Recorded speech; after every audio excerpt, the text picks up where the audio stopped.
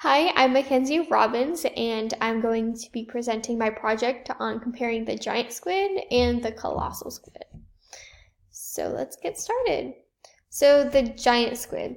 I'm not sure how to pronounce the genus, the species, or the family, so I'm going to try to pronounce the phylum. So the mollusk, so they're part of the mollusca, so they're up there. So sorry, I don't know how to pronounce probably any of them. The giant squid anatomy or morphology. So they have two long tentacles and they have sharp toothed suckers on them, and those are used to catch their prey. And then they are guided with their 8 arms to their beak, which is served as their mouth. So that's where they break down their food.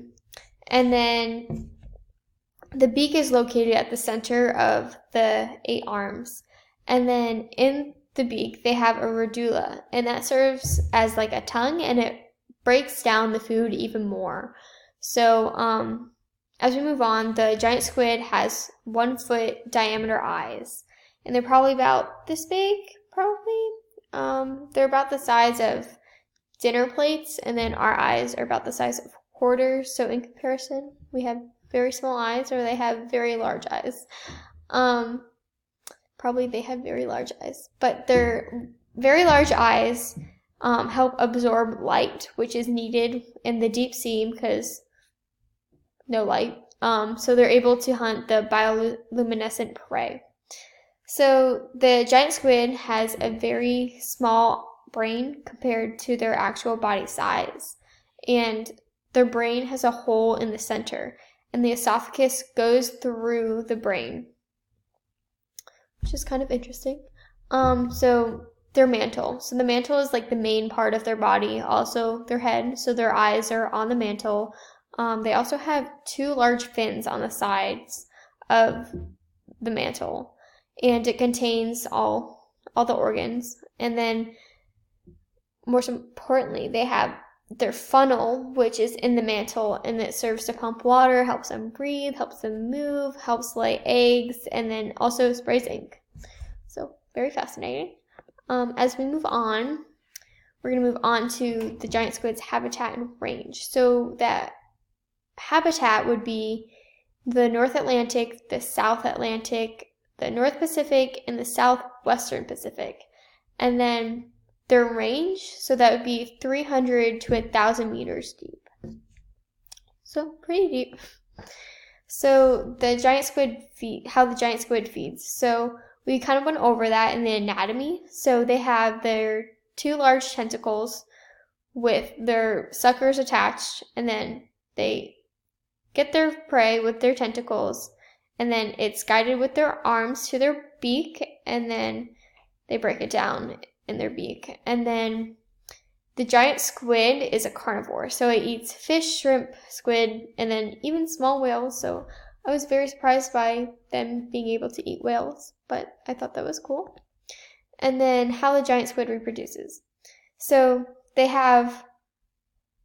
stick their sperm directly into the female's arm, and then the sperm then travels through the female's arm to fertilize the eggs, and then the female drops the eggs, and they are jellied clumps together in the water, and then only a few of them survive, which is expected because they're either eaten by prey or the wave moves them somewhere and they're not able to hatch. And then the giant squid only reproduces once in their 5-year life expectancy, so they don't live very long and they don't reproduce often.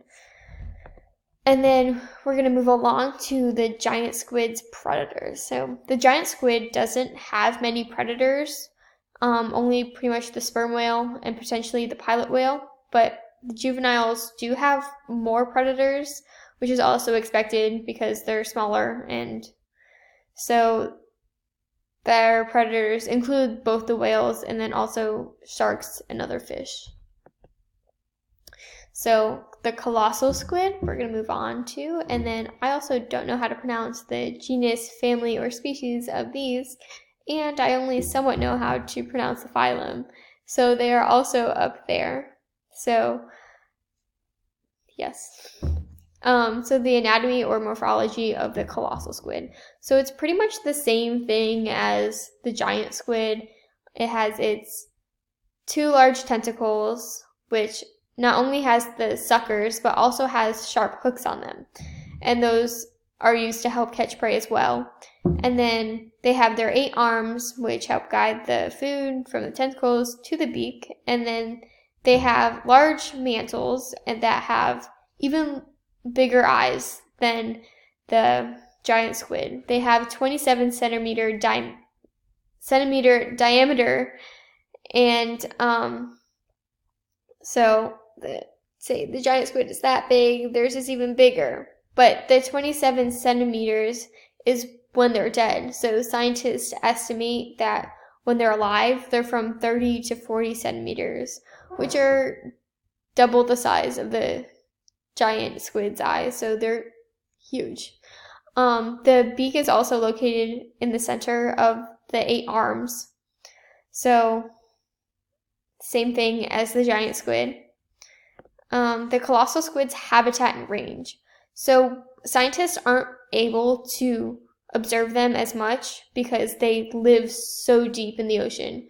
So their range is 1,000 meters or below.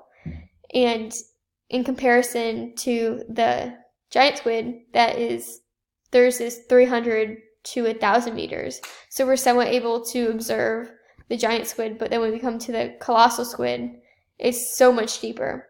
So we have spotted juvenile colossal squids above 1,000 meters, but besides that, we haven't been able to observe them as much. And then where we have observed them, they've been found in the Antarctic Ocean. So how the colossal squid feeds. So it's pretty much the same thing. They catch their prey with their sharp-hooked tentacles and then guided to the mouth with their 8 arms broken down in the beak. And then the colossal squid is a carnivore, so they eat small fish and longfish along with other squid.